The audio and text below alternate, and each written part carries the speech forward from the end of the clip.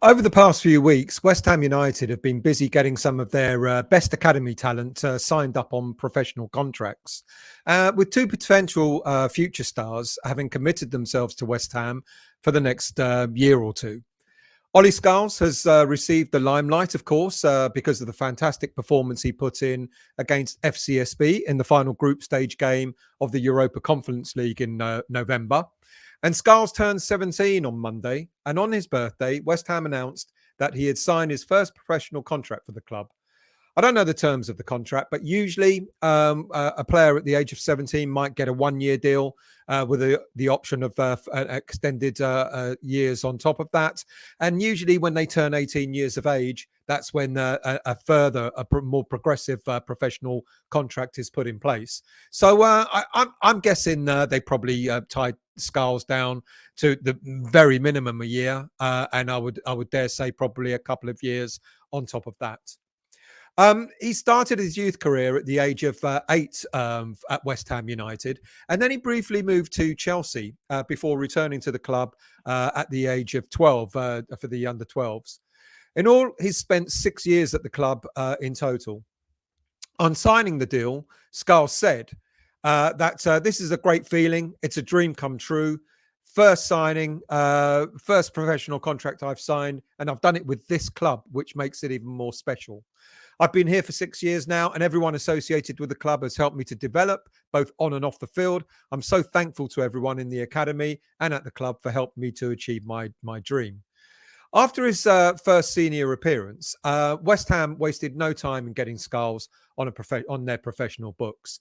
Plus, you can see from what the player has said that it does feel kind of special to be part of West Ham United. He's an adaptable player, as we know. He can play left back, left wing back, as well as left winger, as well as a defensive midfielder.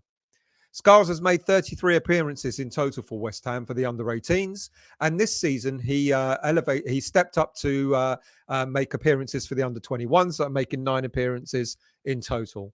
He's also appeared for the England under-16 and between England under-15 to England under-17 level, making 4 appearances so far. He's followed in the footsteps of another young, fantastic player, Callum Marshall, who also penned his first professional contract when he turned 18 at the end of November. West Ham extended Marshall's contract from being a 2-year scholarship and a 1-year professional contract to a 3-year professional contract.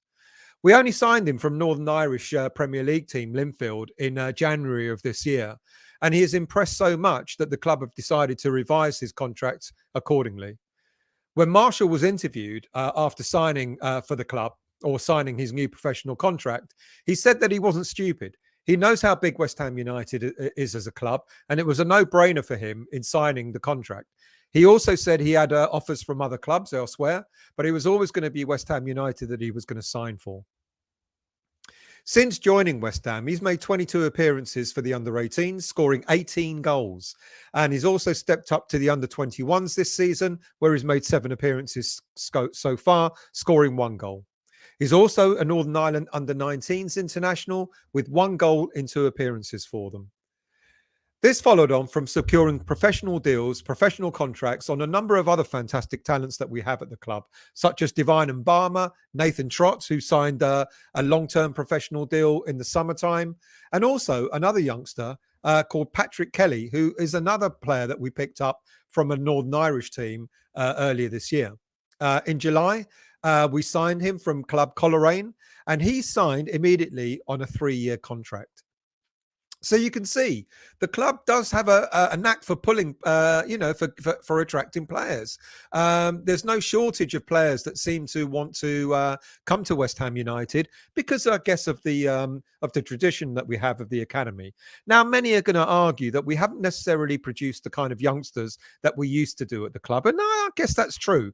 But the fact that young players, when West Ham United do come calling, they do seem to think that there's a potential at West Ham United. And this club, this is going to probably progress with the attraction of young players from abroad as well. And we know that West Ham United have set up a network in Brazil with Ron Newman. with 4 clubs in Rio de Janeiro.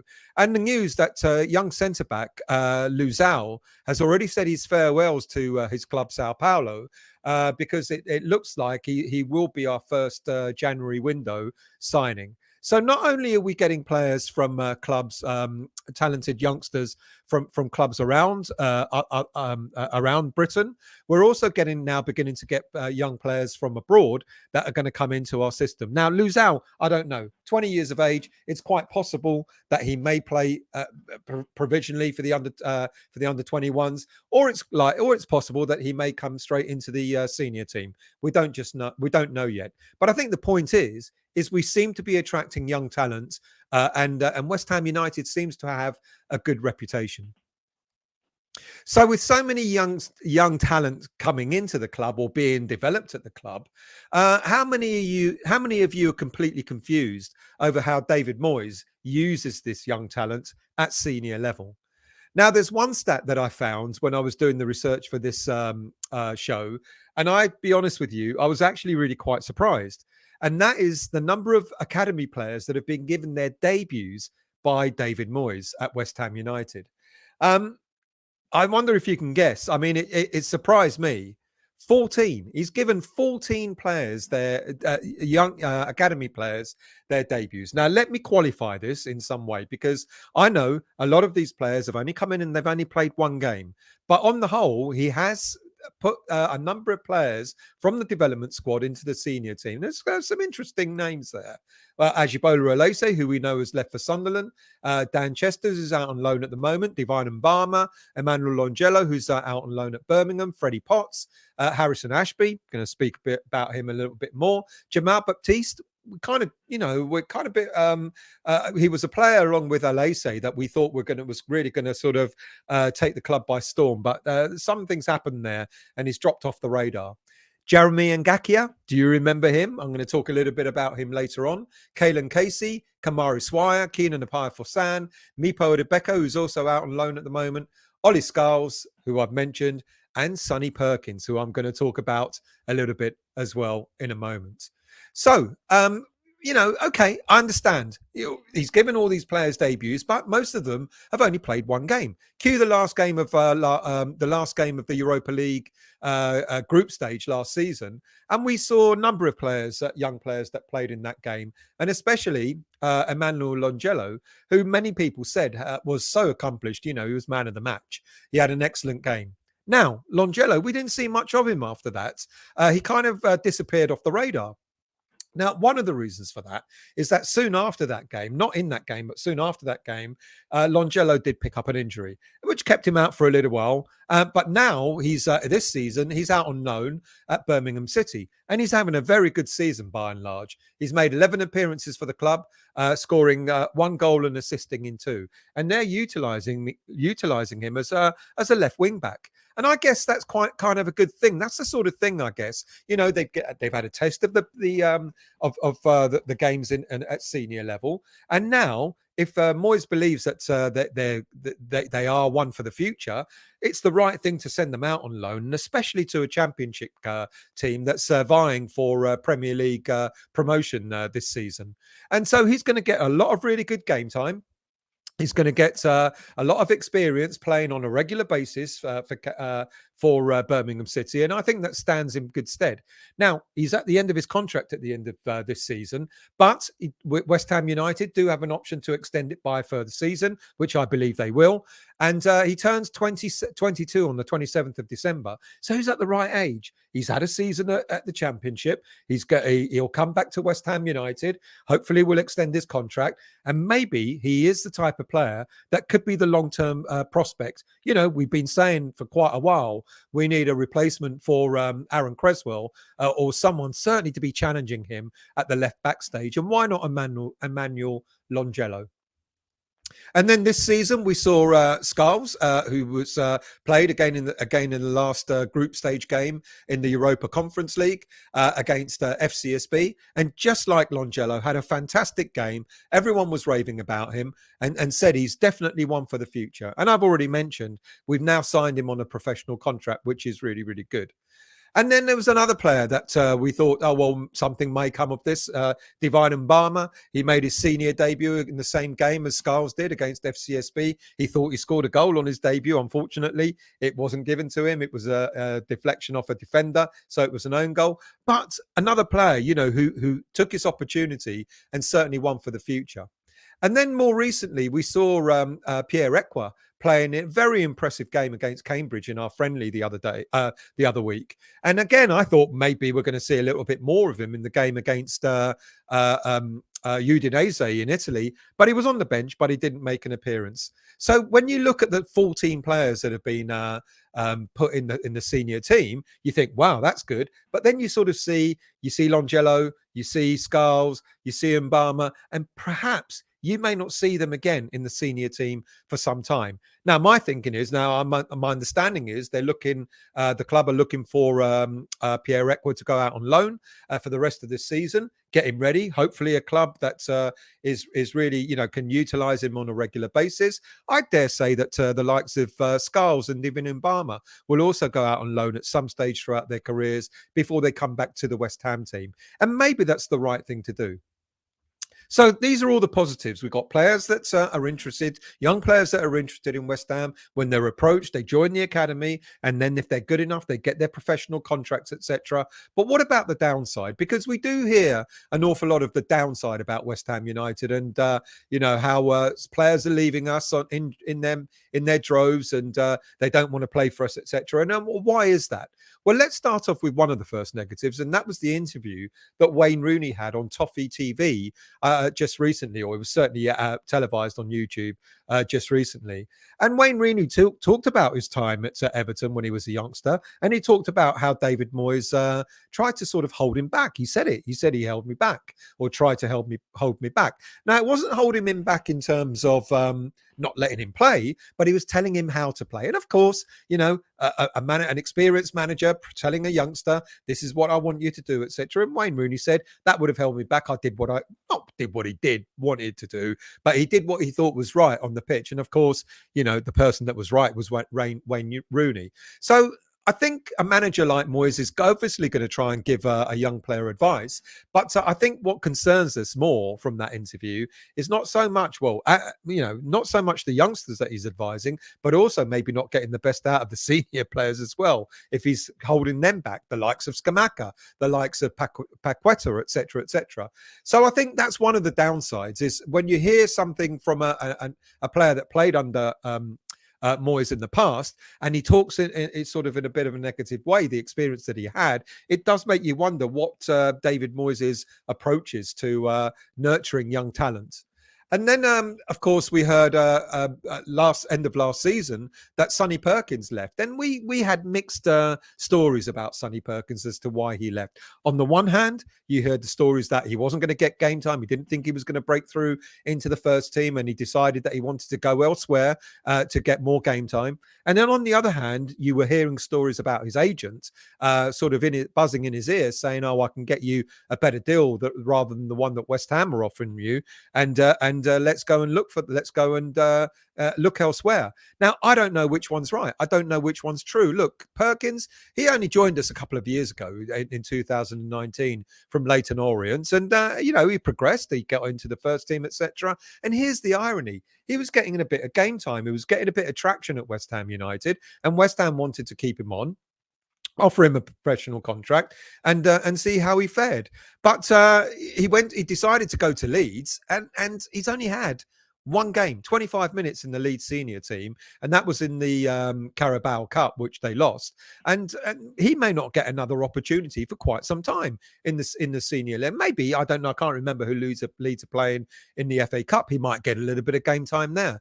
But he left. If he did really leave just because he didn't think he was going to get game time at West Ham, he's certainly not getting any game time at Leeds United. And here's the other irony: if he'd stayed at West Ham United, it's very, very likely he would have got more game time at West Ham. So maybe it is just down to the money. And if you've got an agent believing that you're worth more than what the club are offering, then that becomes a problem. And I think now we've got the same issue coming up with Harrison Ashby. We're hearing he doesn't want to sign a contract with West Ham United. And again, we hear the similar sort of stories that, he doesn't believe he's going to break into the first team.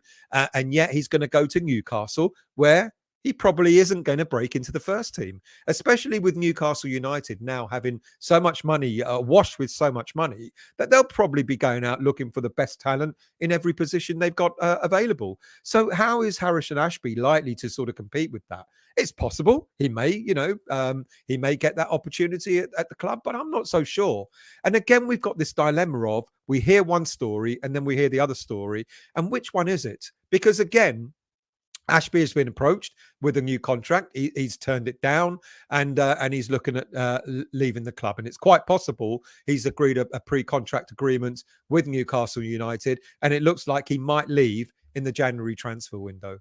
So we keep hearing these stories of all these players. They don't want to stay at West Ham because they don't get any game time. And ironically, actually, with Ashby is Moyes speaks highly of him, and he said, during this earlier part of the season, if Harrison Ashby wasn't actually carrying an injury, he would have featured more in the games in the Europa Conference League. And this is the other irony. Ashby, every time he's broken through, he's picked up an injury, which has kept him out. So more than maybe Moyes holding him back, I just wonder if it's the injuries that have held him back from progressing.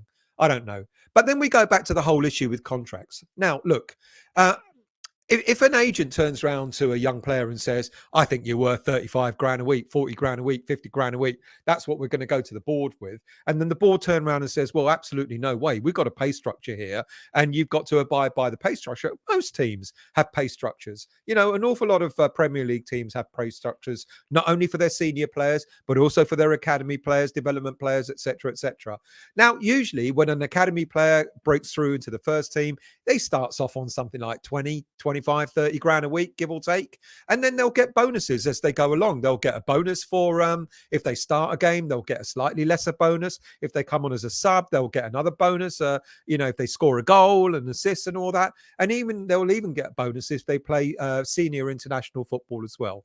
And that is the standard to what Declan Rice and Ben Johnson have come in at. They started off on the lower salaries. They'll get, and then when they play a certain number of games, their basic salary goes up and up and up and up. So if you play, I don't know, 20 games, then your salary goes up. Another 20 games, your salary goes up, etc., etc. And this is what Declan Rice and Ben Johnson have started on. They found, because they believe they're good enough, they will get game time and their money will go up accordingly. So shouldn't that be the same for the likes of, shouldn't it have been the same for the likes of Sonny Perkins? Shouldn't it have been the same for the likes, should it not be the same for Harrison Ashby? If he believes he's good enough, then break into the senior squad, get game time, etc. See your money go up every time you play and so on. And then I go back to the Ngakia situation that we had a couple of seasons ago. There's the same sort of thing. This was before Moyes' time. Now, Moyes gave him his debut, but then Moyes left at the end of the season. That's when Pellegrini took over, and that's when Ngakia left as well. Now, it's quite interesting, isn't it? Because Ngakia had the same situation with Perkins and Ashby. He didn't sign a contract. We wanted to sign him. He got game time. He actually got more game time under Moyes than most other players did. And yet he didn't want to sign a contract as well. And he was offered a better contract at Watford. What has he done at Watford? This is the interesting thing. You go to another club and you may get a bit more money, but then what about your career? Where does that go? And Ngakia hasn't done well. We've had another number of other players as well. Even before David Moyes was around, we had Reece Oxford, Grady Diangana. All right, Grady and Diangana was sold rather than refusing to sign a contract. But most of the players that we seem to have lost over the last few years from the academy haven't necessarily gone on to do brighter and better things. They kind of, some of them have sort of gone backwards in terms of their career aspirations, and that's what worries me with the likes of Ashby, with Perkins, etc. So if we do have a pay structure, surely if the player feels confident enough and that they're good enough, then they're going to accept that pay structure coming into the senior team from the academy, and they're going to move on, aren't they? They're going to sort of, get better, get into the team. I think that's probably the right way to do it. If a player has the potential and his agent starts trying to hold the club to ransom, I think the club are right to sort of stand their ground and say, no, we're not going to break our pay structure for anyone. They didn't do it for Declan Rice, and he's proven to be our best player at the club because he wanted to play football and prove that indeed he would become the best. Thank you all for watching. Really much appreciated. If you're new to the channel, do hit the subscribe and like button and the bell notification to let you know when I'm next on. And until next time, I'll see you all very soon.